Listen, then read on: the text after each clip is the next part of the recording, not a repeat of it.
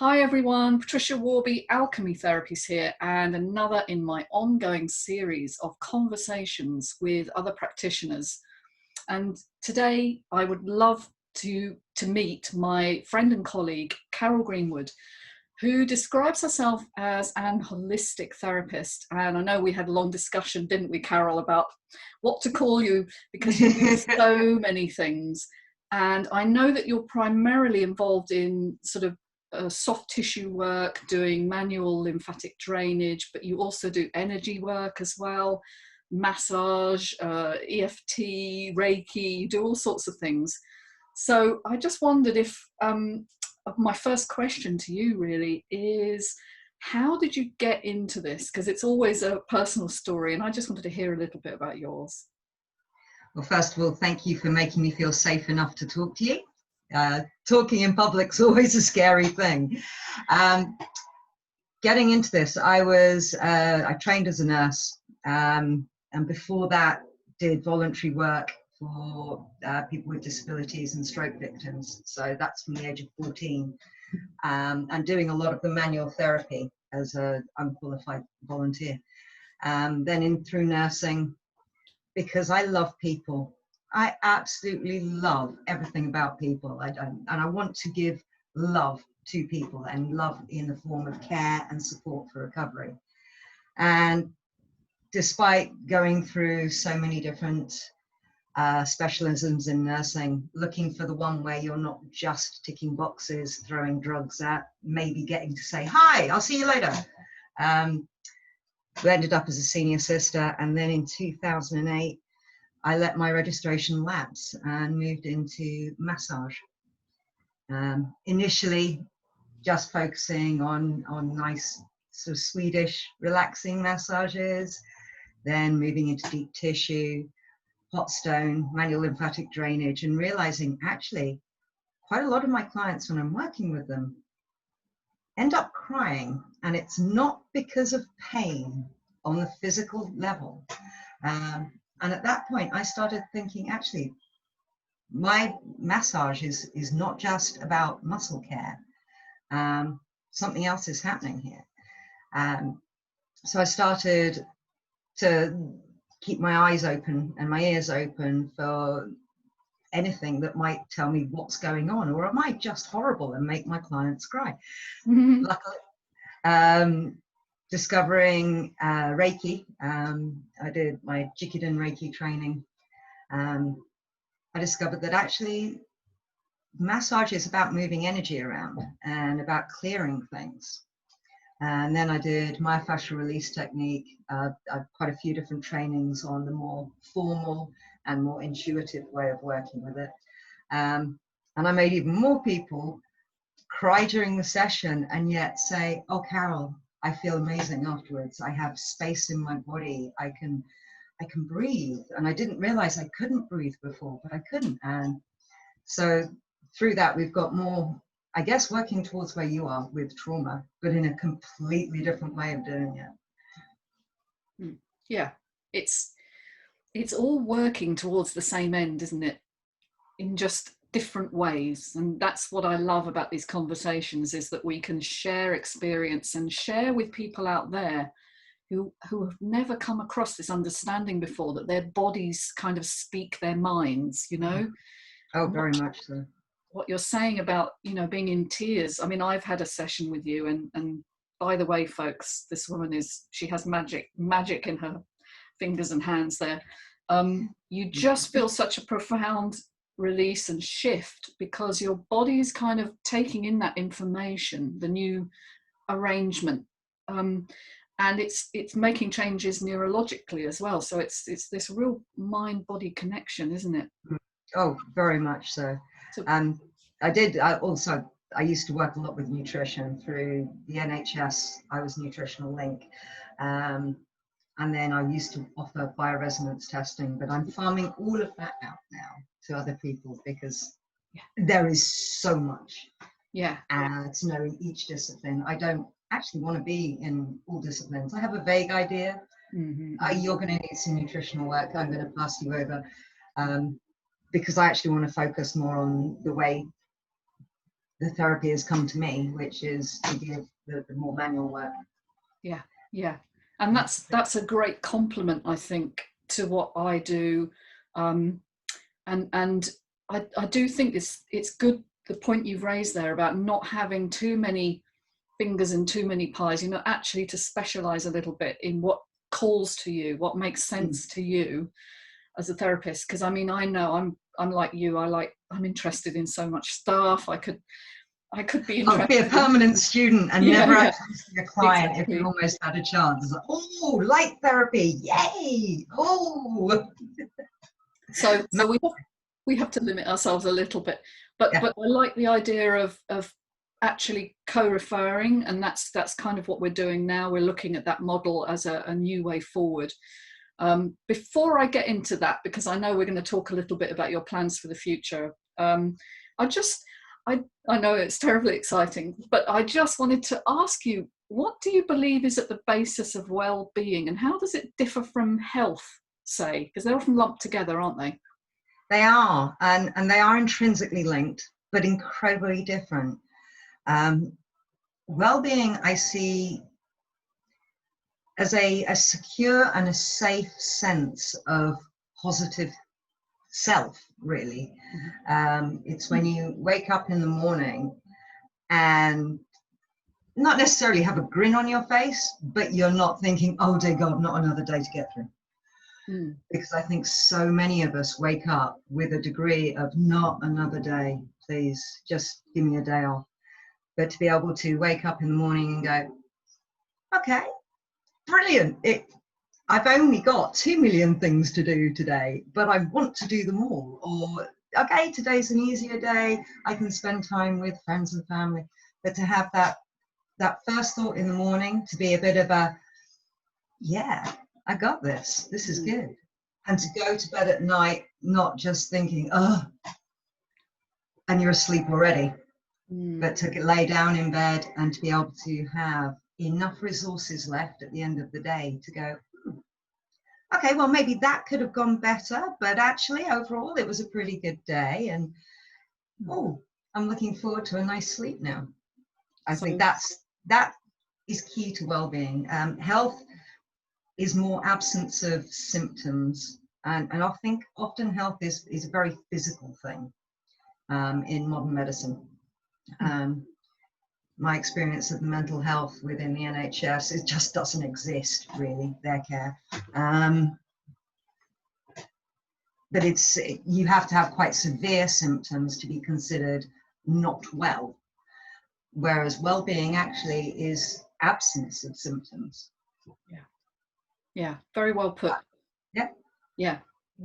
I think the emphasis is on being in well-being, isn't it? The quality of being, this sense of positive self-regard, I want to say. That's what psychologists call it. Yes. Right.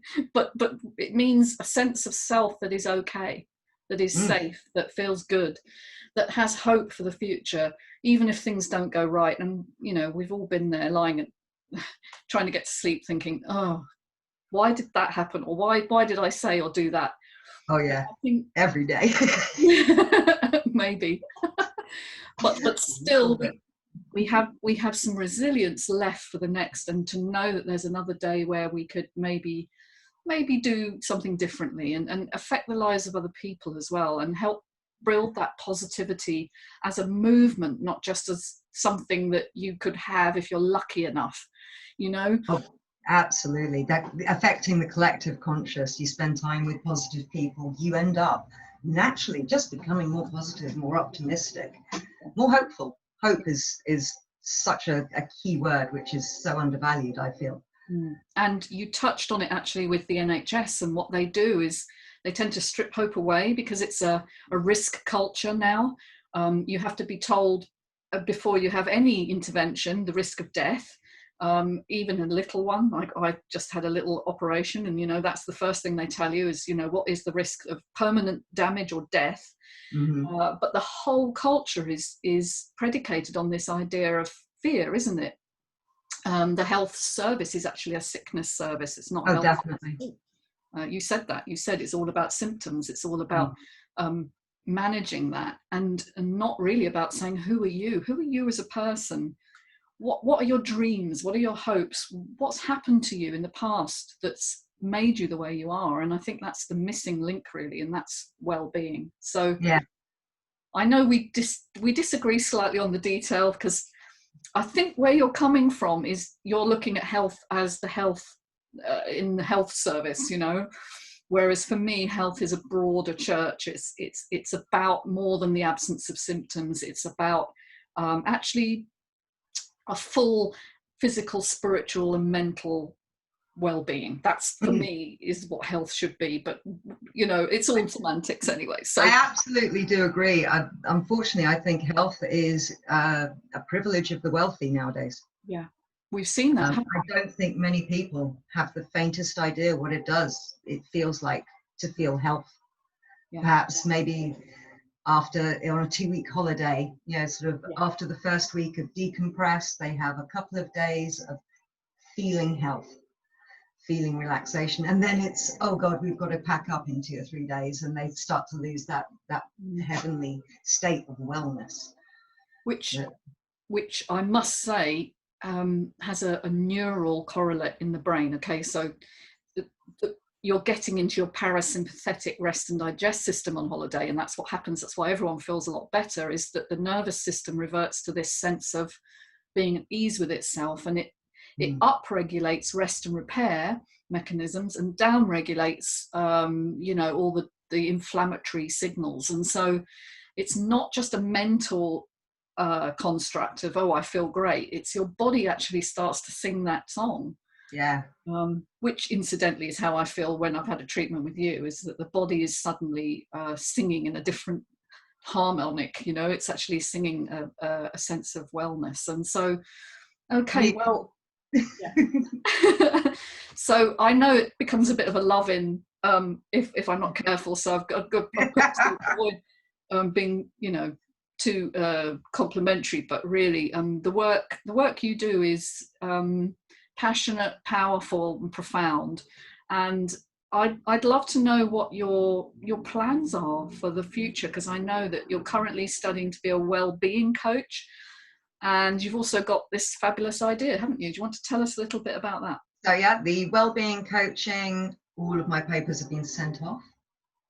My fee has been paid so that can get marked. I'm now commencing to become a Chrysalis Effect specialist practitioner, which is where I'm be able to support people with chronic fatigue, fibromyalgia, and through the recovery journey of the Chrysalis program. So that's really exciting. Hoping to get that done by March. And then we are developing the Greenwood Holistic Health Group, which is an entity in itself, but born as a precursor of the Greenwood Holistic Healing Centre. It's where the multidisciplinary team approach is encapsulated within a group. So we've got myself, you, Patricia. We have hopefully Dr. Rayner. I can never pronounce his surname. I've got to practice that. Vega. And B, hopefully, will join us as nutritionalist. So we will be able to take people with a myriad of, mainly chronic health, I think, is what we're really looking at, isn't it? And really getting to the root cause of the chronic health, because a lot of it is in early childhood experiences. It's in the outlook that you have on life, the way your brain happens to process things. And we often, and personality type, and we often assume that the way we think about things is the way we think about things, and there's nothing can be done with it. My personality type is, I'm an A type. I want to do everything. I want to do everything perfectly, and I want to do it by last year.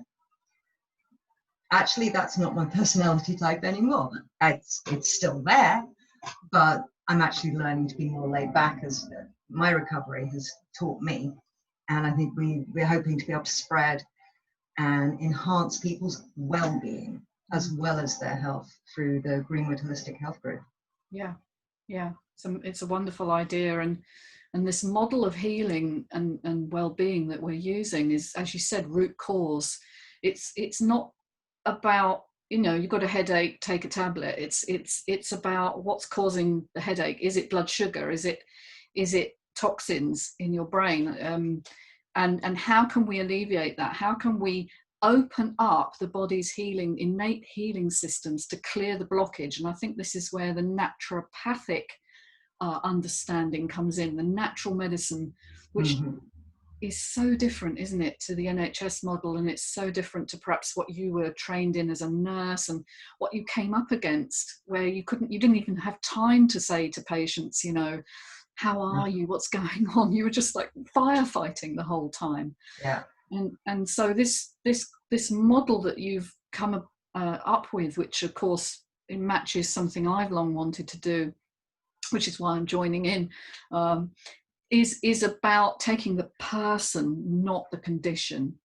Right? It's saying that the person and their life experience, you touched on that, the adverse childhood experiences, their personality, which, by the way, is an adaptation to their life experience.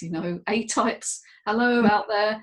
There's a lot of us A-types out there, very driven, very overworking, overgiving, and we're the ones that get chronic fatigue syndrome, because other diseases tend to come into different personality types. So it's absolutely linked, isn't it?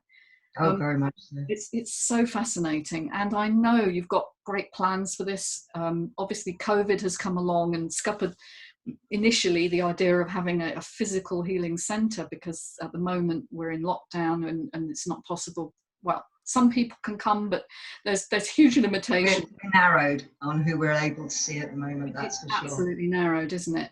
And I know your vision for the future is to have somewhere where people can come and learn about their bodies, have treatments, do a residential stay where they can get support and loving care and hope, hope of recovery. Yeah. Which you touched on. Which, in chronic illness, the NHS isn't set up, it's not geared, it doesn't understand, it doesn't give hope. It's all about, so you got this problem, right, take this pill, this is how you manage it. Whereas in fact, full recovery is possible. Yeah, we know that because we have.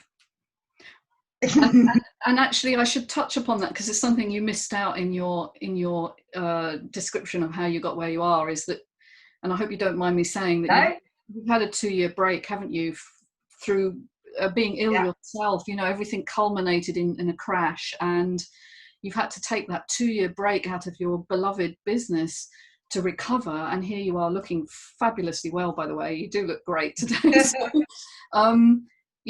how hard was that, to come back to? Folding the business. I had my first episode of fatigue at around 15. I was starting my A-levels. Yes, I was 15 when I did that. So I've been battling for a long time, and the battle has just got harder and harder as I've got older. The last 20 years have been pretty intense, and the last 13, 14 years have been murderous. And then 2 years ago, I had the almighty great crash of a lifetime. I was unable to communicate, unable to understand simple questions like, have you had a glass of water?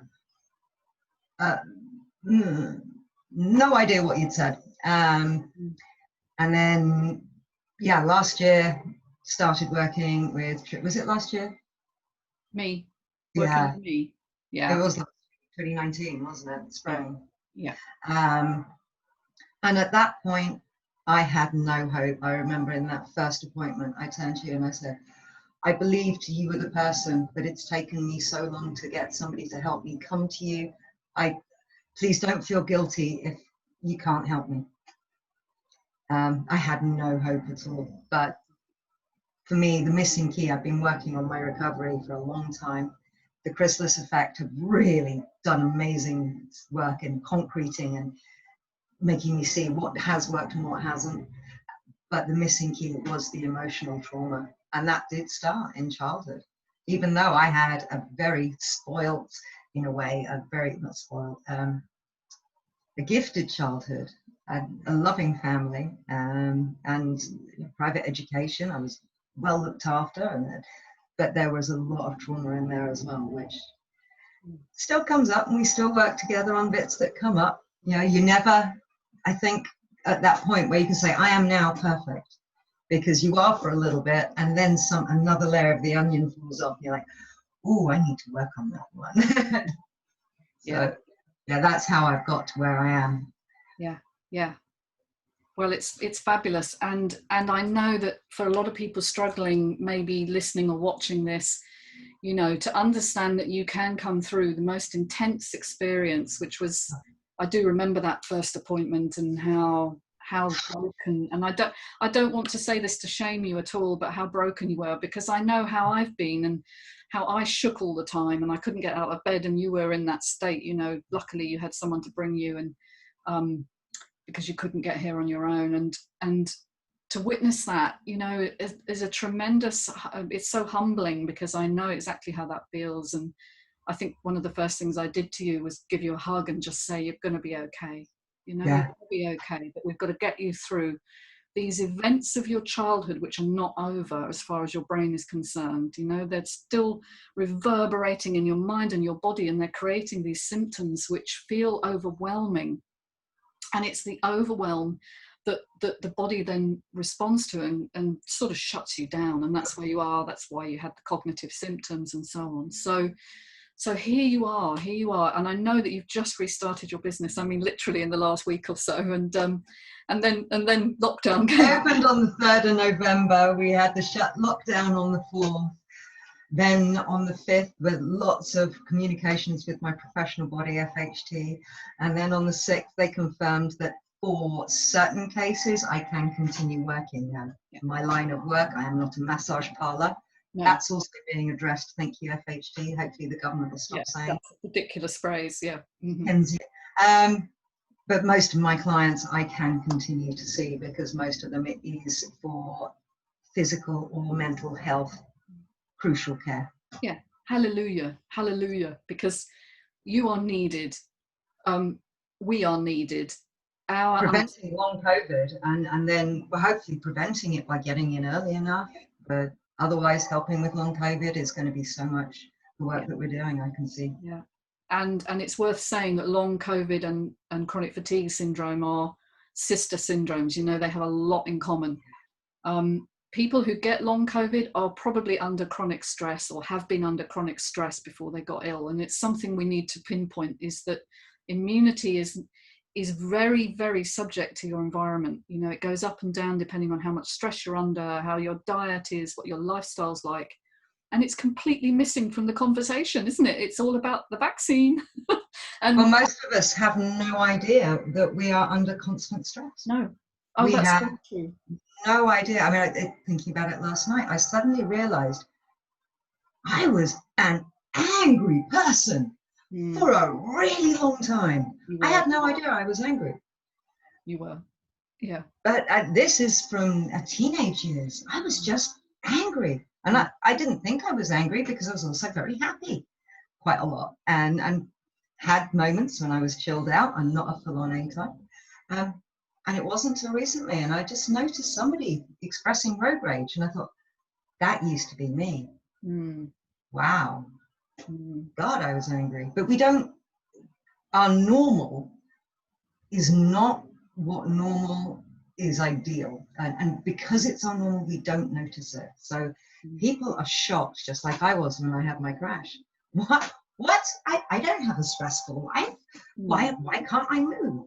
And it's not until you've got the help and the support, and you're willing to do that work yourself, because as you said, it's an inside job. Only you can get yourself better. You just need the right help.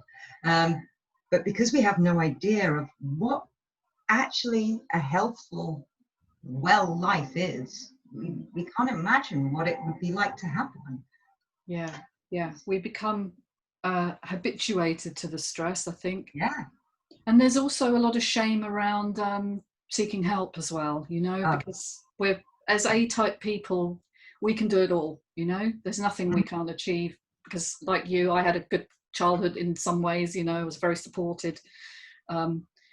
So it's a real shock, isn't it, when health is lost, and then it's a long journey back. And I know we could do plenty more on this, and I always say this, but we could carry on.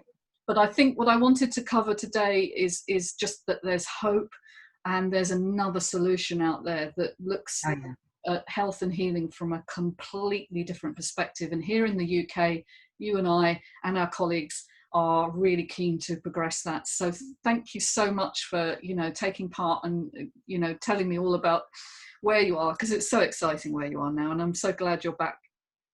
The silver lining of the COVID and the lockdown. Okay, so we've had a bit of a kibosh on the physical, but it has opened up this wonderful, amazing avenue that we can actually reach more people. Yes, we can. Through the power of the internet, EMFs included. But yeah, and it's the way that even the health service is going as well. It's going to go online. So I think the interface is going to come in now between our approach and their approach, so, which is what we're all about, by the way. We want this integration. We don't want to be alternative. We don't want to be sidelined. We want to be what health is all about, taking the best of acute medicine and integrating it with the way we work with chronic illness. So all right, well, if people want to get in touch with you for any one of your your wonderful therapies, how would they get in touch with you, Carol? Okay, to find out more about me is greenwood-therapies.com. There is so much information on that. There's possibly too much, but there's just so much excitement to learn. You can, through the booking me, you can book a free, no obligation 15-minute phone call. You can also email me at Carol, which is CAROL, at greenwood-therapies.com. Brilliant, brilliant. Well, I hope they'll be beating a path to your door in no time. And thank you so much. And folks, if you're interested in more of this, there'll be more conversations which I'll link to from this one, and do subscribe. You can contact me anytime on alchemytherapies.co.uk. Very happy to hear from you, and also I offer a free consult as well for, you know, just to chat through. So great to speak with you, Carol. Thank you so much. Bye everyone. Do subscribe. Have a lovely day. Bye.